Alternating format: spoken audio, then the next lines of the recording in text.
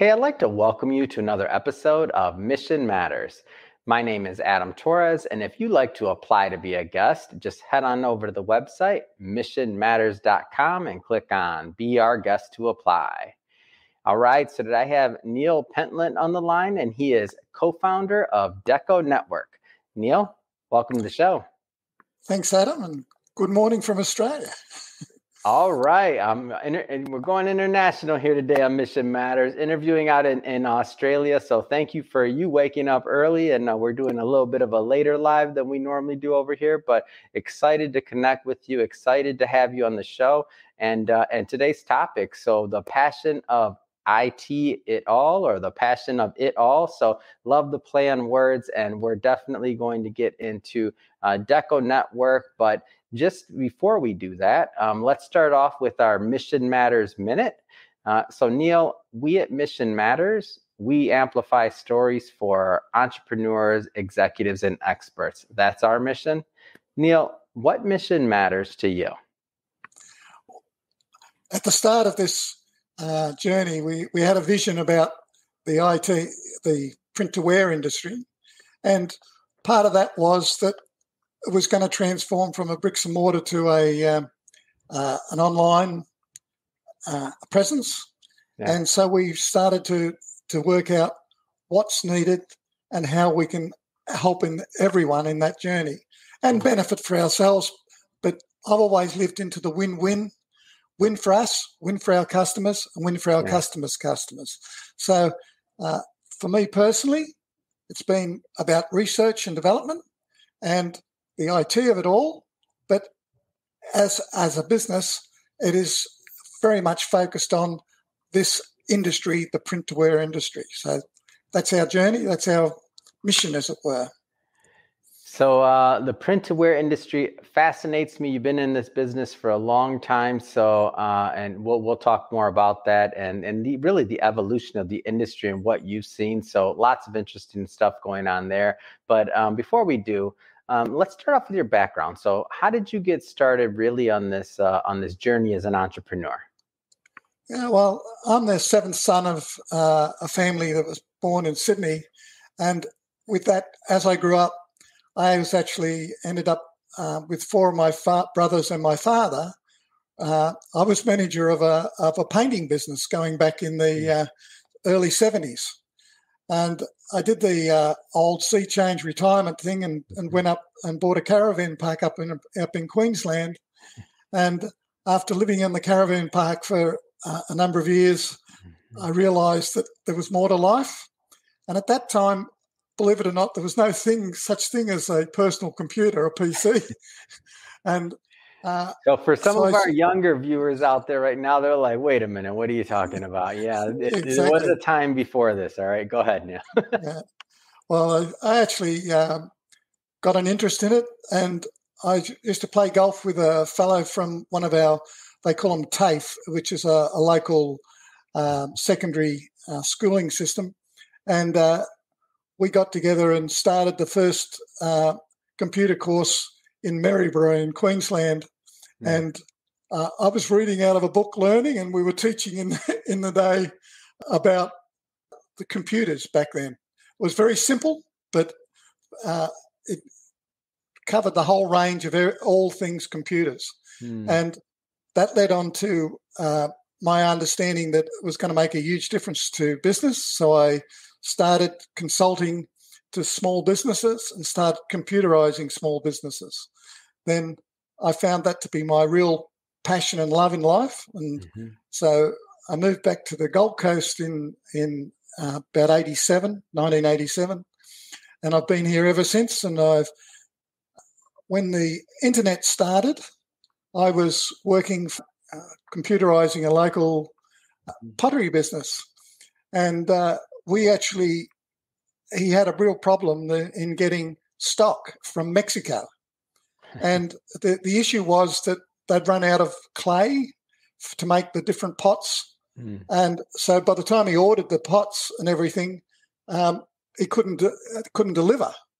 So we ended up taking photographs and getting them sent via the university in UCLA Mexican university, down to Yeah. Brisbane University. Before the wide web was all, it was just completely different technology, but we could actually get coloured photographs. Believe it or not, that was impossible before then. And so we could get the coloured photographs and he could do his business. So that, and he made a really good success of it. And that transitioned me to starting the first internet service on the Gold Coast. Wow. And at one stage there, we had quite a few internet services here on the Gold Coast that were all generated by our technology. And that led us on to our first bit of software, which was a website builder. Yeah. And we had a company at that time called Golden Orb Technologies. And Golden Orb is a spider that spins the strongest web. So I've sort of been, that's always been part of my life, because we called our technology Web Weaver. And then I led from that. We actually started back in 1996 to develop was going to be the very first online insurance system here in Australia. And we called that Insure It as well, insureit.com. But unfortunately, some tragedy happened, which we'll talk about later. And then we progressed from that to early in the 2000. We won all sorts of international awards for our technology. We created a thing called Picky Pimp. Picky Pimp was, it's very ho-hum today, but back then we were the first ones to actually have a designer that you could go online and create all sorts of pimped up images of your own face or your car or whatever you were going to pimp up. And then we created a thing called Comico, which you could turn that into comics. And it was very, very successful at the time. And we won Australian Media Awards for it. And then we progressed into this. We tried to figure out how we could monetize it. And we chose that, well, people spending so much time creating all these fabulous images, they'd want to print them on T-shirts. So we thought, well, we'll get into the print-to-wear industry. And we learned how to do that, to print. And so we started. And then we discovered that our passion wasn't in printing. Our passion was in the actual technology used in the printing. And so then we traveled from where we were going to do it all ourselves to where we provide a service to the industry now for all their business needs. That's from websites and the whole world. So that's the journey in a very straight line, as it were. So, there's some people watching this that maybe they're a little bit, earlier in their journey. And what I noticed here, by the way, is that I know we kind of laughed at the, the personal computer may not have been there, or like maybe some of the technologies have changed. But I'll tell for all the youngins watching this right now, one day when somebody's watching this or watching the day that you grew up in, it's going to be like, what? Your AI was that, but couldn't even do this? That's all you were working with? Like, oh my gosh, how were you living there? Like, you still had phones back then? I heard about these things, cell phones. What? So don't laugh, because this is going to happen to you too. It's called the circle of life over here. All right. But one thing I do notice though, Neil, is that really you've been a pioneer this whole time. So some of the things that you've done in terms of, progression and again, having some of the first internet services businesses over there on the Gold Coast, and just multiple other things and multiple iterations that really pushed what was possible forward. So, there's some people out there watching this they're in that, they're again, maybe a little bit earlier in their career, but they're thinking, what can they do next? Or maybe they have this idea and they want to push it forward, whether it's, I don't know, in the NFT space, could be crypto space. I mean, there's all kinds of spaces that people are playing in nowadays. What kind of advice would you give to that newbie that's out there, trying to put their stake in the ground as an entrepreneur? Well, whatever you choose to do, like it. Don't choose to do something to make money. Choose to do it because you actually enjoy doing it. If you've got a passion about it, it doesn't really matter. If And my greatest advice is this: don't overthink it, because if you overthink it, you'll never do it. Because it's like everybody that I speak to have success. They've always thought it would take them a year, and 10 years later, they just start to get that success. So if you understood that in too much detail before you started, you wouldn't start. So true. Be passionate, and you're only ready when you say you're ready. So if you live into that, the world is your oyster. Oh man, you're speaking to my heart right now, Neil. I'm sitting here thinking about, you always think it's going to happen faster than it does. 10 years later, it starts getting to go, and it starts going, and everything that you said, I mean, you're speaking right to me. And if you would have known it was going to be that hard, would you have done it? I mean, ignorance to me is bliss on this one. I'm like, no, I wouldn't have done it. Are you kidding me? I would have stayed nice in my nice cushy corporate job if I would have known, right? Yeah. The reality, though, is if you're going to work to earn money, we all need to do that. That's the bottom line to us to survive. Yeah. But the trick is, if you're going to work and you're enjoying it and you're being paid money, how good is that? It's awesome. So I want to go further into DecoNetwork. So you mentioned that you're obviously the print-to-wear industry. I mean, you've been in this industry for quite some time now. Tell us a little bit more about the evolution and what you've seen from your vantage point. So we've been intimately involved since 2007. So it's 14 years roughly. And what entices me every day is seeing the evolution of the industry coming from something where, like if you just think about how difficult it was to get something printed on a T-shirt, or even getting any screen printing done, go back 15 years ago, and it was a real trial and tribulation. Today, you go online and within a very short period of time, you've created something, and somebody somewhere in the world's going to print it for you. Well, that's the biggest evolution. So we've seen everything just go from bricks and mortar to an actually online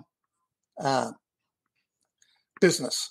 And to me, what's come along with that, the underlying technologies that have needed to be created to accommodate everybody's expectations, that to me has been the journey. That to me has been where my passion's been about.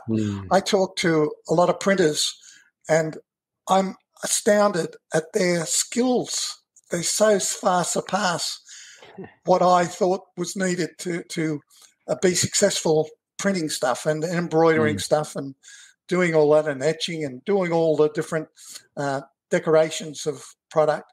And meeting people have that passion for what they do. It inspires me on a daily basis. And I know that by me being in business with them, we're win-winning, because it is just such a journey, and it's really only still just started, even though it's been as it is.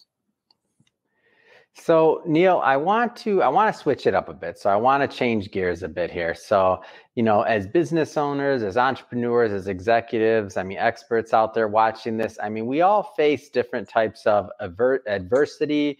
Curveballs that come out of nowhere for us. Like things happen that aren't always within our control. For example, COVID right now. We're recording this for context in November of 2021, couple days before Thanksgiving or so. And so in your life, here you go. You're a pioneer in your industry. You're definitely in your city, and really just whether it's print to wear, some of the other businesses you've done prior to that, like all these things were just leading up to, innovation after innovation. And then things got a little bit sidetracked or even derailed. You had something happen. So that came out of nowhere, I'd say. So tell us a little bit more about that story, and let's start there. Yes, Adam, we all think that our life is sort of, going along okay. And then one day I got a knock on the door very early in the morning, and I got charged with a murder of something that happened 20 years ago. It was a cold case murder. 20 years ago, well, it's 23 years ago now, nearly 24 years ago, I had a person working for me. His name was Philip Carlisle. Yeah. And we would, as I was sort of alluded to when I started, we were trying to create the first insurance product to buy insurance online. It was called Insure It. And Philip was going to be our marketing guy. Yeah. And one morning, it was a Sunday morning, we went to work. I left, and within a matter of 4 hours, he was dead. Somebody had murdered him, shot him 4 times. And I was, just so left ballpark that you couldn't imagine. Yeah. You can't imagine at the time my whole business was devastated, and we were a long time to recover from that. And then 20 years after that event, I got a knock on the door and I was arrested for the murder. And things that I had nothing to do with it, I just, it was just so far beyond my understanding. So I ended up being charged and put on remand in prison for 17 months. And that was one of the unbelievable times. And I got to understand about our legal system here in Australia, how it's designed to get convictions, and the police play is to put the intended victim into prison so you can't defend yourself. And in order to do that, I went and tried to get bail initially, had no understanding of legal system, so I chose the wrong legal people to represent me. And as a consequence, I didn't get bail. 17 months later, I was in Prince Alfred Hospital, nearly dead because of the neglect of the health system in the prisons. And I got bail through change of circumstance of the fact that I wasn't going to make it through the system. I was very close to death. My wife and 3 sons actually were told to come and visit me in the hospital because I wasn't going to be there for too much longer. And once I got out on remand into bail, I then was able to do the proper research into what had really happened. And I discovered that this Philip Carlisle that was murdered all those years ago he was a lovable rogue. He could sell ice to an Eskimo. You couldn't help but like the man. Yeah. But unfortunately, he was a rip-off merchant, and he'd ripped off so many people.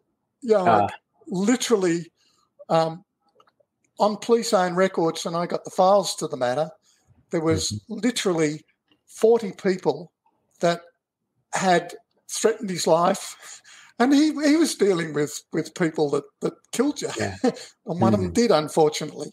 And it was a tragedy that a person that had such a great personality did what he did.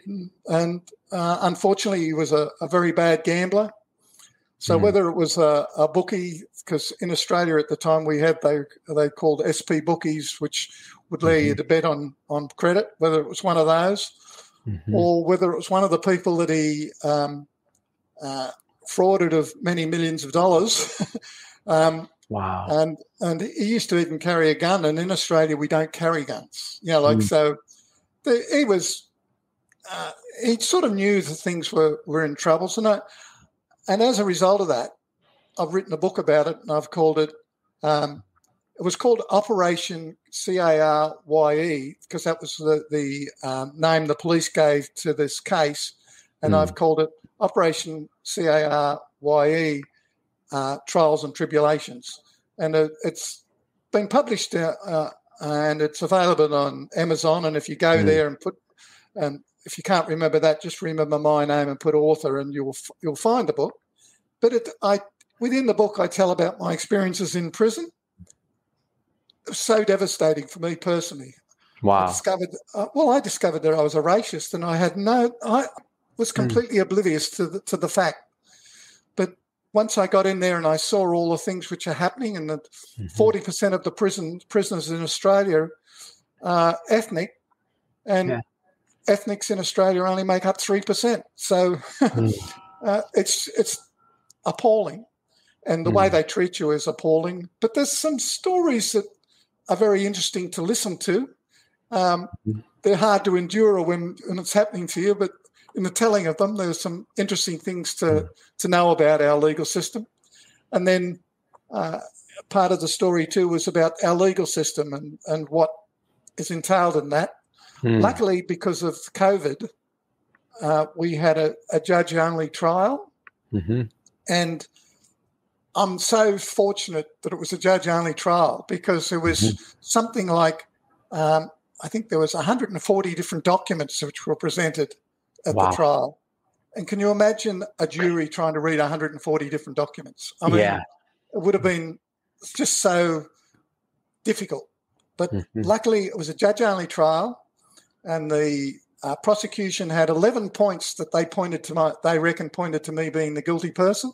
And the judge refuted not one, not two. He refuted the whole 11 points. Normally in Australia, you get found not guilty, and not guilty doesn't mean innocent. It means not proven at this time. Whereas they put up 11 and they got struck out 11 times. So I think that goes beyond not proven at this time. So, but the reality is this could happen to me. I was CEO of an IT company at the time. It can literally happen to anyone. And I had no understanding that somebody thought I was a murderer. It just didn't enter my imagination because, but unfortunately, innocence is not a defence. and it's just our world. I suppose. I'm not, that's just is. So here you are. I mean, just to recap part of this. So you're running a company, you're a CEO of your IT company, and you get a knock on the door, and all of a sudden your entire life's uprooted for something that happened 20 years ago that you didn't necessarily have a connection to. Not just doing obviously the crime, but like it's 20 years ago and you didn't. I mean, obviously, as you just mentioned, 11 out of 11 things refuted. So pretty thin case, I'd say they had on you, just in general off of that. And now here you are, how was the community around you at this time? I can't imagine that business was good and people were looking the other way. I feel like this would have been in the news. This would have been everywhere, right? Because you were a esteemed person in the community. Well, that's the saddest thing of it all. Like before this, I was quite proud of my reputation. If you put in Neil Pentland into Google, you would get all these things. I was part of the first IT trade mission over to the US from Queensland. I was I was known for the IT forum here on the Gold Coast. I was actually president of the IT forum for a number of years. I was secretary of Software Queensland, which was quite a big play, and I was on boards of universities on their IT boards. But after this, all you could get was being arrested for a murderer. And I'm so thankful that my oldest son, Adam, stepped into the breach because I just don't know how he's even got us through it because there was obviously toxic. We missed out on a lot of opportunities which were coming into play at the time and I don't blame our people we were partnering with, not partnering, that we were providing services to, particularly the big vendors and that, we were about to do some really good business together and they withdrew from it. And I don't blame them one iota. I would have withdrawn from somebody that the companies could have been founded by a murderer. It's not something that you would want to be involved with. So it really devastated us. And I'm so proud of my family, the way that, and our board, we've got a pretty good board, and the way they were able to travel through this and we survived. Now, we're not quite back to where we were when this happened nearly 4 years ago, but we're pretty close to where we were back then. And I do think that it's no longer the be all and end all of everything. And I do think that now that's no longer a barrier to us. Yeah. So you decide what an experience, and I'm glad that you wrote a book about it. One, to document what took place, to tell your story, and also so that others can gain inspiration from this. Because I mean, that's why I'm a big reader, always been a reader. Everybody that's been watching this show for a long time, they know I love books and I love talking about books. And we will definitely have a link to your book down in the show notes so that our viewers and our listeners can go pick up a copy, because I definitely want them to do that. But just to give us a little bit of a flavor of the book, like what are some of the takeaways that you hope people get, like the readers get out of the book? We have no vision of what the legal system actually is. You think if you go to prison, if you get arrested and go to prison, you will, and you're found innocent, you'll get recompense for the problems that have been caused to you. That's a joke. I lost my home. I lost all my savings. I had to invest everything that I personally owned into my defence. And I never even got an apology from the police. And the government doesn't give you a penny. So that is possibly the biggest takeaway, is that as a fact of life. But when I went inside, I got to meet people that I would have never actually spoken to ever. They're just not in the circle of people that I mingled with. And I discovered that most people's lives, our journeys have been down so many paths that I never realised that I was so privileged. Like I'm come from a family, white Caucasian family that you'd call middle class to some degree, and I was just unaware of all the problems on a daily basis of people in Struggle Street, and particularly our ethnic population. And once I was in there, I've discovered there that if they took drugs from being a crime in Australia and made it a medical problem, our prisons would be 90% empty. Wow! Because 90% of people in there, virtually everyone in there is doing drugs, but 90% of the problem is do recreational drugs, and then one thing leads to another, and they end up doing crime to pay for their drugs, et cetera, et cetera, et cetera. So it's just a treadmill that is so difficult for them to get off. That said, I met some interesting characters in this thing. So in my book, I tell some stories about some people that I think you will find interesting. But the biggest takeaway I've had from the whole lot is at one stage there I tried to keep fit, and this is before I really got sick. And I used to walk around, and I used to imagine that I was walking on a beach. And I walked with another couple of characters and did that. And we talked as we went along. When I got out and I was walking along the beach, I really count my blessings. I now understand that there's so many things in life that we enjoy and we just take for granted. We don't even slightly consider how fantastic they are. So that's my biggest take out of it. Oh man, talk about leading with gratitude, right? You have almost it all taken away from you, including your life, right? And you're to where the fact you're in a hospital at this point, and they're having your family come visit, and now to obviously to have your freedom again, to be able to walk on the beach. Talk about really being rooted in gratitude there, and counting the blessings. I mean, it's an amazing story. Well, what I find really fabulous. And doing this with you made me revisit our technology that we've created. Yeah. And I've gone through and looked at our website again and gone over things. And I realised there that what we've created, I've been looking at the forest and I forgot that it's made up of all the trees. One of the challenges that our chairman put to us, it had to be simple. He told me when we created this, we kept on getting people cancelling out because it was too complex. And, we run their entire business. So most businesses are complex, even if they're simple. And he said we had to make it as simple as Google. Mm-hmm. Well, within our system, believe it or not, you can put in any detail about any order or any customer if you're one of our licensees, and you can bring up everything about that customer, about that order, about anything. And so we created that search within our technology so that when the customer's on the line, they immediately get response back from whoever's answering the phone to them.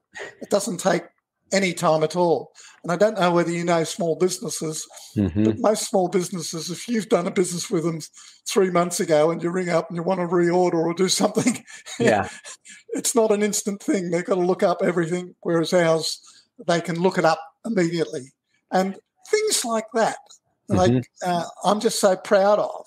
And the fact of the scheduling of their business, we work it all out for them. So they only put in the details. We do all the quoting and all the different aspects of their systems. Right from we've got a designer on the DecoNetwork, and believe it or not, you can put an image in that designer, and if it's going to a screen printer and the screen printer only does 4 colours, it'll actually take that multicoloured image and bring it back to those 4 colours, so as that after you've designed it online, the screen printer will actually get a breakdown of what he's got to print in the 4 colours. Wow. It's just the technology. It's all pervasive, and it is so. I feel so proud of it. I feel so proud of our team that we've got from it. That to me, that makes life worth living. So, Neil, you mentioned, prior to everything that happened, that you were working on, deals and looking at relationships and partnerships within the industry, both locally and globally, to expand.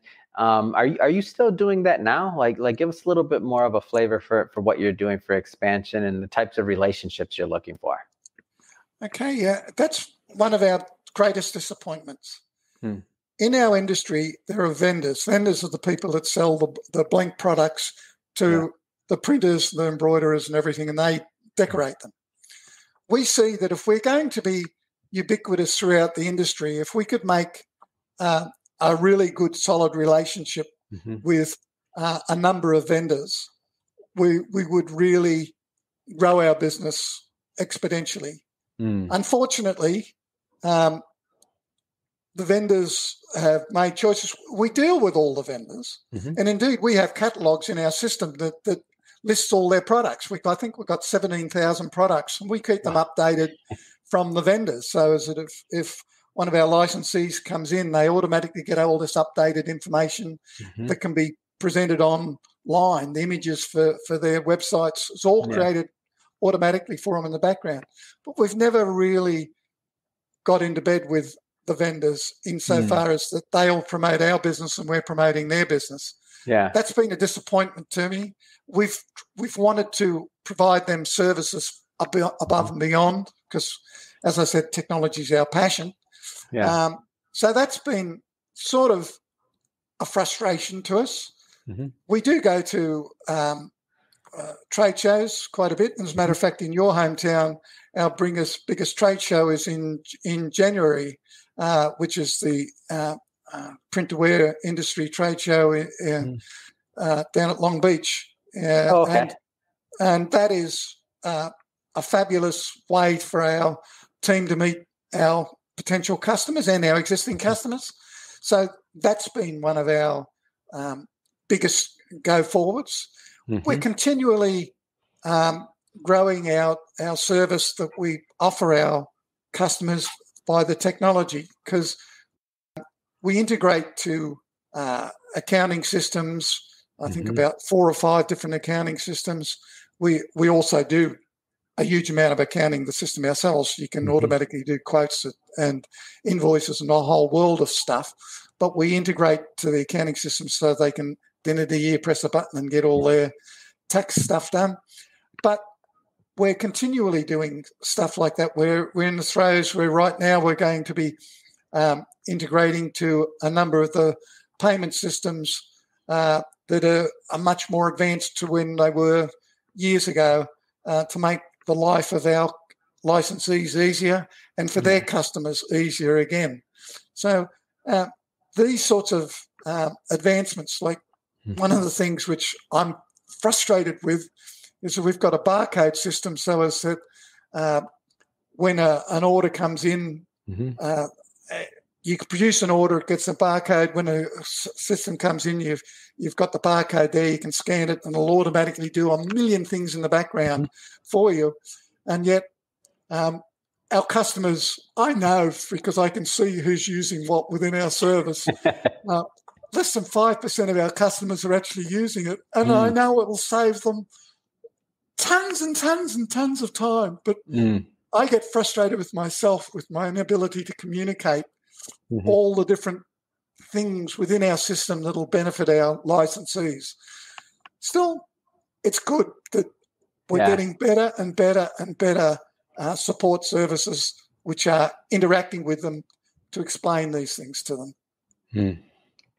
Well, Neil, I just have to say, what a great story. I mean, really appreciate you coming on the show today and sharing more about your background. I mean, the business, of course. I mean, your amazing family that's been supportive, not only in the business, but on the personal side when you're kind of derailed from the original plan, you get that random knock at the door. I mean, geez, what a story overall. That being said, if somebody is watching this and they want to connect with DecoNetwork and to connect with you and your team, I mean, and what's the best way for them to do that? The absolute best way is just to go online to DecoNetwork.com and it's all there. They'll see we offer them to communicate with us in any manner that they want to. And just talking about that, we are our head office in the USA is in Atlanta. That's where we employ most of our workers are actually in the US of A, and we do have a small office in where you are in LA, but in Swanee in Atlanta is where our head office in the US is, and we are right at the moment looking for going to be employing a business development manager to hopefully overcome our shortcomings when it's engaging with our vendors and machine manufacturers. So that's our future. But if anybody is a screen printer or has anything to do, if you want a print-to-wear industry is a fabulous industry to be in. If you want to know about anything about it, if you come on to our website, and then within our website, we link to so many different resources in the industry that if you're just starting out, I can tell stories about people that have started out literally in their garages, and there's one Australian here that I know quite intimately. He was 17. He started out. By the time he was 21, he was at a multi-million-dollar business, all using our technology. Wow. And it's absolutely possible there that you can learn everything that you need to know about the industry just by visiting our website and reading the stories. Amazing story. And we'll put of course the website in the show notes, and also the link to your book. We definitely want people to pick that up. So Neil, and also if I believe you said you were hiring. So again, the website, all of that stuff will be in the show notes for people to check out. And to the audience, as always, thank you for tuning in. If this is your first time watching the show or listening to it, if you're listening to our podcast, at Mission Matters, we're here to really amplify stories that we feel need to be heard. Whether business owners, entrepreneurs, experts, like we want to tell stories that need to be told. If you're into that, then definitely hit that subscribe button, because we have many more mission-based entrepreneurs coming up, and we don't want you to miss a thing. And Neil, really, it has been a pleasure. Thanks again for coming on the show. Well, thank you, Adam. And can I just give a plug for yourself? I've been on it. I was coming on, went and had a look in your podcasts there, and I got many, many really good things out of it. So I can highly recommend that people go and have a look. If you've got a passion, you've covered it.